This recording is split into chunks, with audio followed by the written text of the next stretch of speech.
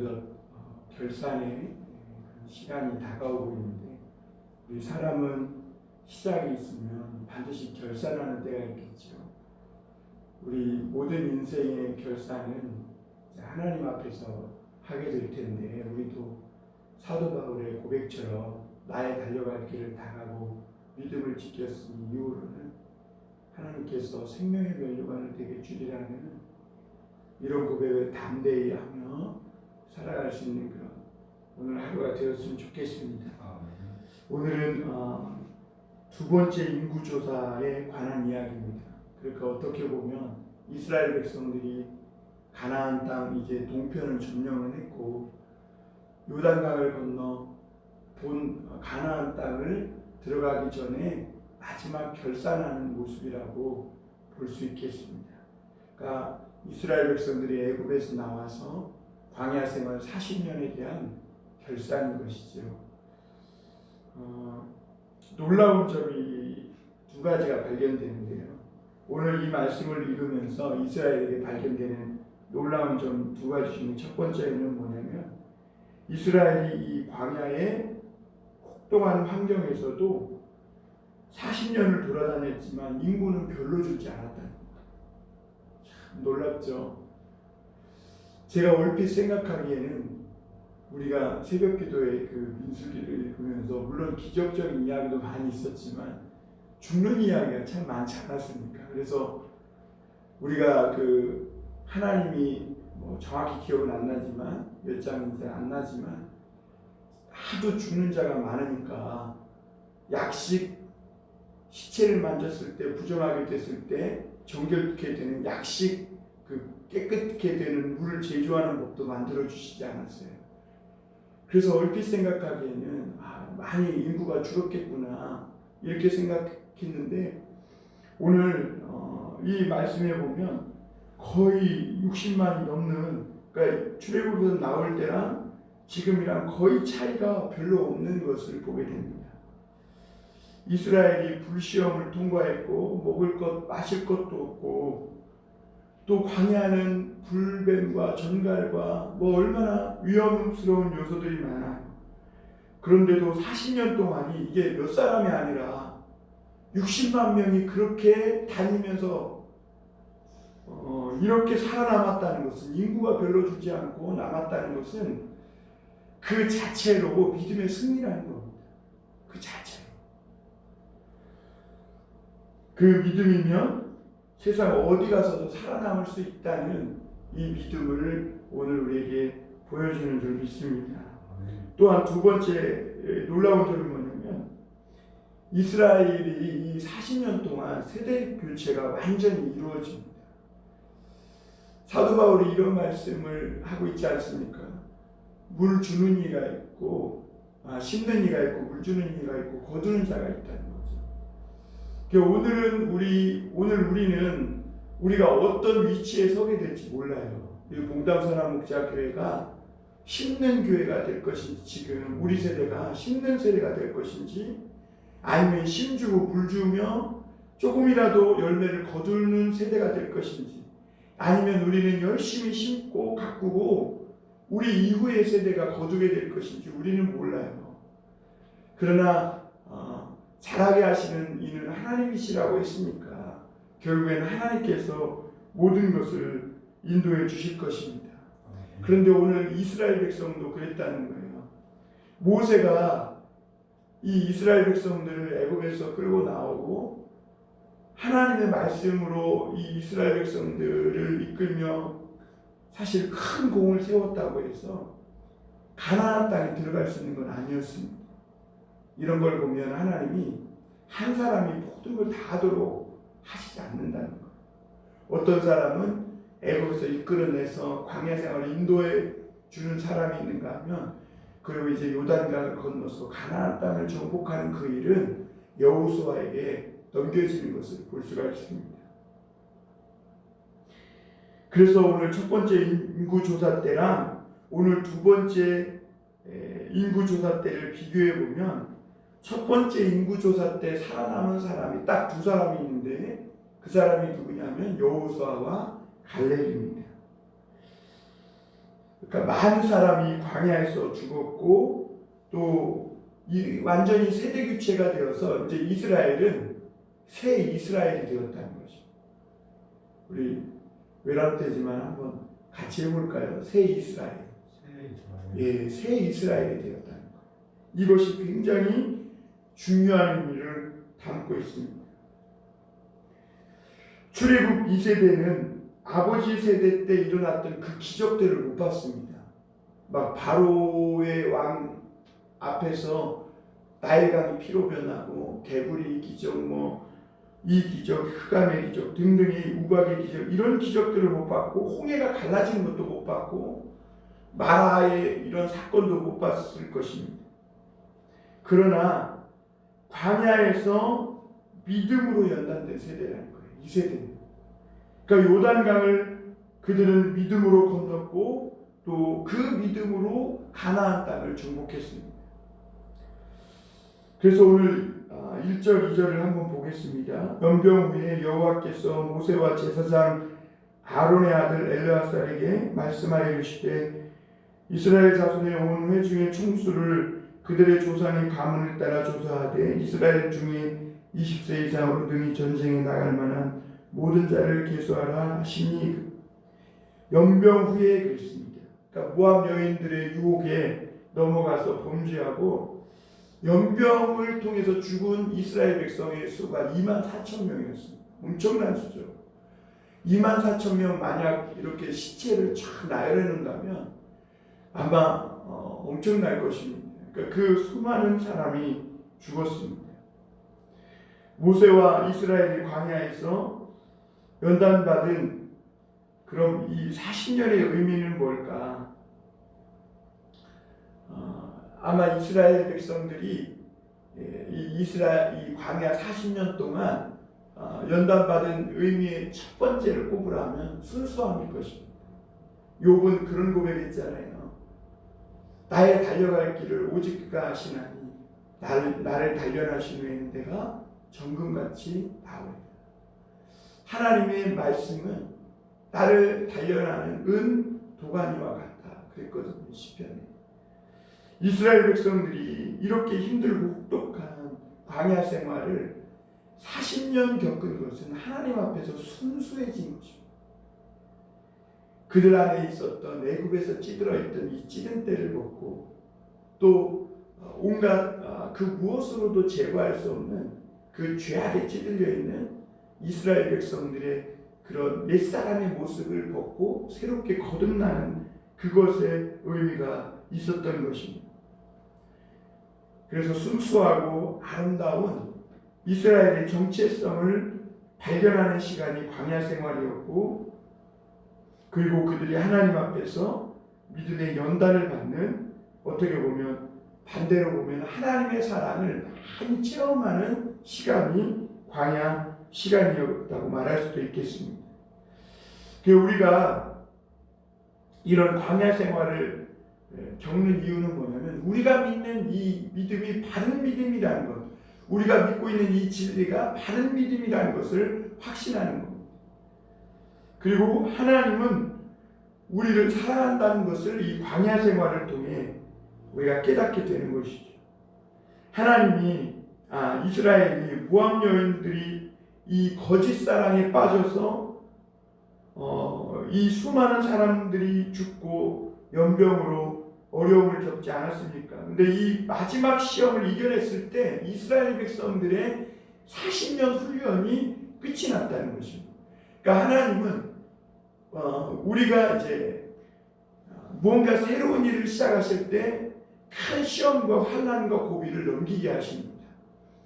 우리가 이 운동 같은 것도 이 윗몸 일으키기나 이런 팔굽혀펴기를 하다 보면 마지막 한계가 가장 어렵거든요. 이 마지막 한계는 정말 젖먹던 힘을 다해서 100 해야 100개를 할 때 100 해야 간신히 해낼 수 있는 겁니다. 그렇듯이 이 이스라엘 백성들이 정말 힘들고 어려웠던 이 발락과 발람의 이 꾀로 말미암아 시작된 이 모압과의 여인들의 이 성적 유혹, 우상 숭배, 하나님 사랑을 저버리고 이런 여인들을 사랑하는 이 거짓 사랑에 빠진 이 시험을 끝나고 두 번째 인구 조사를 했더니 아까 우리 권사님 읽은 것처럼 60만 1730명이었다는 거죠. 이스라엘 백성들이 애굽에서 나올 때 약 60만 명 조금 넘었는데 그때가 60만 3550명이었다 그래요. 그러니까 민수기 1장 46절에 보면 그렇다는 거죠. 그러니까 약 2,000명 정도 줄었다고 이렇게 볼 수 있습니다. 그게 엄청난 거죠. 그 광야 생활 동안에 물도 없고 양식도 없고 그런데 2,000명밖에 줄지 않고 그 인구수가 그대로 지금 가나안 그 앞 모압 평지까지 40년 동안을 왔다는 것은 어마어마한 일인 것입니다. 그래서 오늘 51절에 보면 51절을 다시 한번 보면 두 번째로 이렇게 인구 조사를 하고 마감을 하니까 이스라엘 자손에 계수된 자가 60만 1730명이었더라 이렇게 말합니다. 그런데 우리 민수기 1장 46절에서는 아까 처음 계수했던 숫자는 60만 3550명이었어요. 그러니까 집도 없고 돈도 없고 밥도 없고 양식도 없고 뭐 이스라엘이 다른 나라 원조를 받은 것도 없어요. 그런데 이 60만이 다 살아남을 수 있었던 그 비결이 뭐였을까? 그것은 바로 믿음 하나로 살아남았다는 거죠. 믿음이 중요한 줄 믿습니다. 오늘 민수기가 이렇게 두 번째 인구조사를 통해 숫자를 정확하게 세서 우리에게 보여주고 말씀해주는 이유는 믿음이 정말 중요하다는 거예요. 믿으면 살리라. 예수님이 마르다의 집에 가서도 죽어서 장사된 지 나흘 된 이 썩은 나사로의 시체를 앞에 두고 울고 고통하는 이 마르다와 마리아를 향해 예수님이 뭐라 그래요? 너희가 믿으면 하나님의 영광을 보리라. 믿음이 중요한 거예요.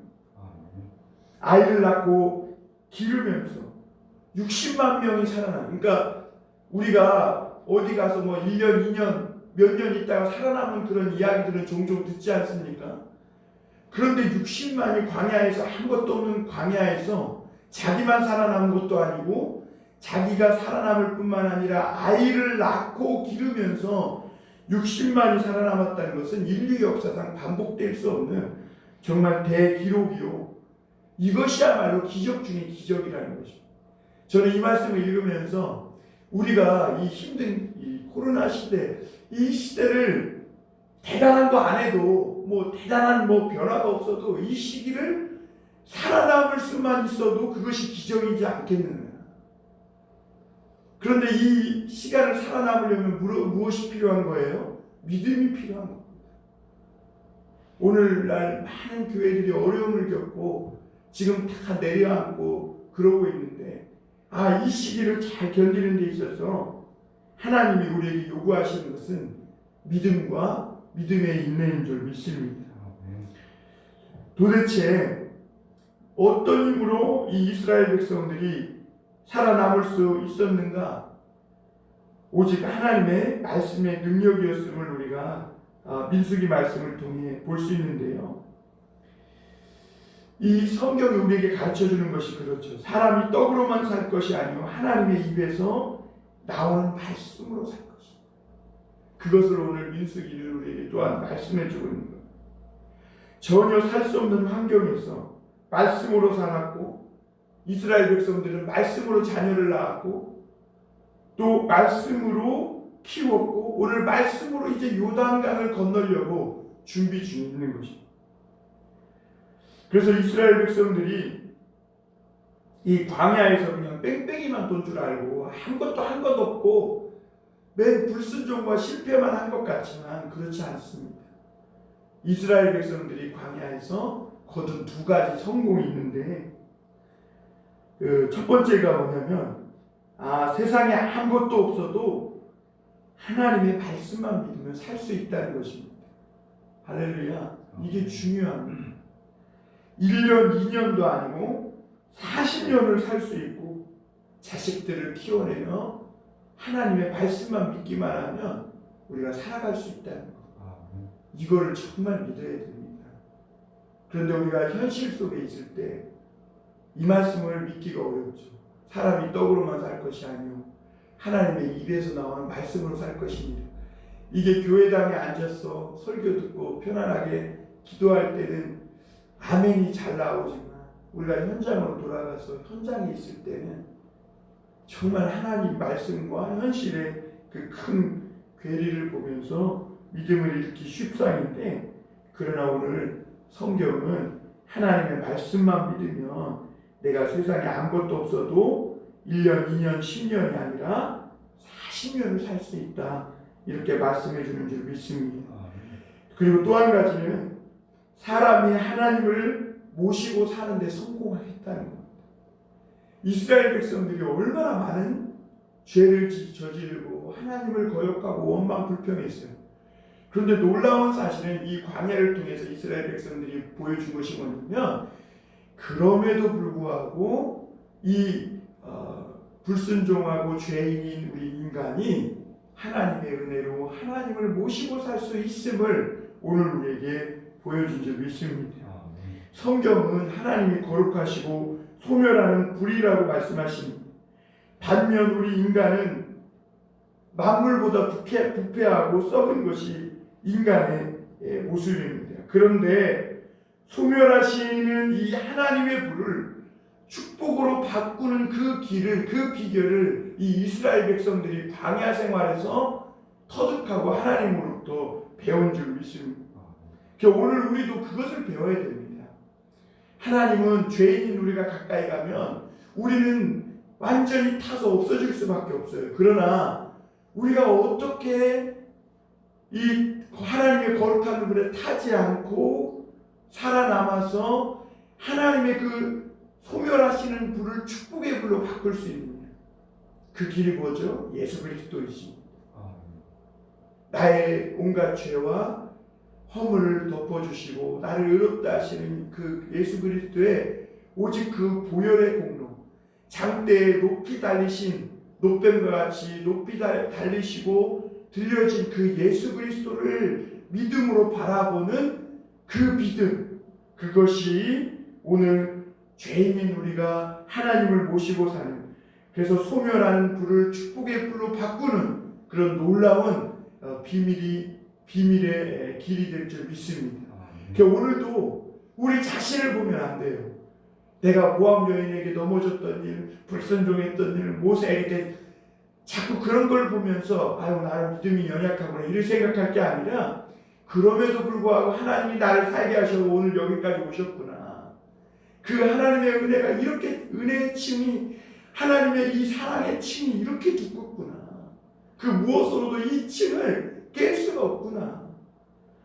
그래서 그 하나님의 사랑과 은혜를 의지하고 믿음으로 오늘 하루도 담대하게 살아갈 수 있어야 될 줄 믿습니다. 이스라엘은 그렇게 불기둥과 구름기둥으로 인도해 주신 하나님의 은혜로 광야에서 살아남고 결산을 해보니까 참 인구수도 별로 줄지 않고 놀라운 경험을 하게 됐는데요. 이제는 이런 이스라엘에게 무서울 것이 없고 두려울 것이 없죠.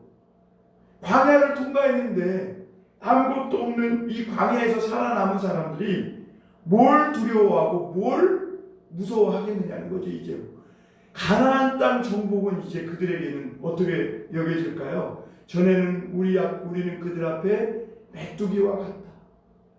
여호수아와 갈렙만 아니다. 그들은 우리 밥이다. 그랬는데도 울며 우리는 그들의 메뚜기야 그랬던 메뚜기 신학 사상을 가졌던 이들이 아니야. 이제는 광야를 통과한 후에는 야 저들은 우리 밥이야. 이 밥신앙을 가지게 된 줄 믿습니다. 오늘 우리도 이 밥신앙을 가졌으면 좋겠어요. 세상이 아무리 크고 힘들고 어려워도 자꾸 세상이 얼마나 어렵다. 저도 어제 좀 회개했어요. 권사님하고 이렇게 대화를 나누면서 세상이 어려운 것만 너무 이야기한 거 아닌가.